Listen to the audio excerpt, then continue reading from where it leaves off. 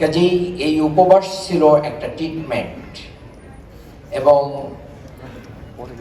জাপানের বিখ্যাত একজন বিজ্ঞানী, যিনি অটোফেজির মাধ্যম দিয়ে নোবেল জয় করেছেন, তো রব্বুল আলামিন আমাদেরকে যে সাউন্ড দিলেন, এটা যে আমাদের ব্যক্তিগত জীবনে, আমাদের স্বাস্থ্য রক্ষায়, সুরক্ষায় এটা যে কতটা উপকারী, আপনাদের চেয়ে আর কেউ বেশি ভালো বোঝে না।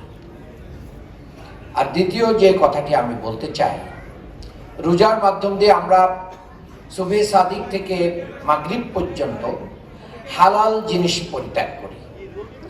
হালাল আমার খাবার, আমার পানীয়, আমার স্ত্রী, আমার সম্ভোগের সব কিছু হালাল, কিন্তু আমরা সেটা আল্লাহর নির্দেশে পরিত্যাগ করি। পাঞ্জাবের জগতে একটি বিশ্বস্ত নাম শাবাব এথনিক ওয়্যার। এটার মাধ্যম দিয়ে আমাদেরকে ট্রেনিং দেওয়া হয় যে তুমি হালালটাই পরিত্যাগ করতে শিখেছো, হারাম তোমাকে স্পর্শ করার সাহস পায় না এই রোজার মাসে। তাহলে বাকি 11টি মাস যেন তোমার জীবনে কখনো হারাম স্পর্শ না করে। এটা আমাদের শিক্ষা। শেষ কথাটি বলতে চাই, আগামীর বাংলাদেশের জন্য একটা স্বপ্ন যে আমরা দেখছি, সেই স্বপ্ন পূরণে আমরা এক ধাপ এগিয়ে গিয়েছি।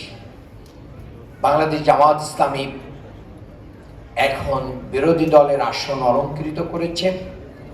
আগামী দিনে আপনাদের মতন সুশিক্ষিত বুদ্ধিজীবীরা, আমাদের ডাক্তার শফিকুর রহমান আমিরে জামাত, ডাক্তার সৈয়দ আব্দুল্লাহ মোহাম্মদ তাহেরের মতন আপনারা যদি আপনাদের মেধা এবং প্রজ্ঞাকে বাংলাদেশের রাজনীতি, সমাজ, অর্থনীতি গঠনেও এগিয়ে নিয়ে আসেন, তাহলে সেই বাংলাদেশ গঠন আমাদের জন্য সহজ হবে। আপনাদেরকে সেই উদাত্ত আহ্বান জানিয়ে, সবার কাছে দোয়া চেয়ে, সবার প্রতি কৃতজ্ঞতা প্রকাশ করে আমার বক্তব্য শেষ করছি। আল্লাহ হাফেজ। আসসালামু আলাইকুম।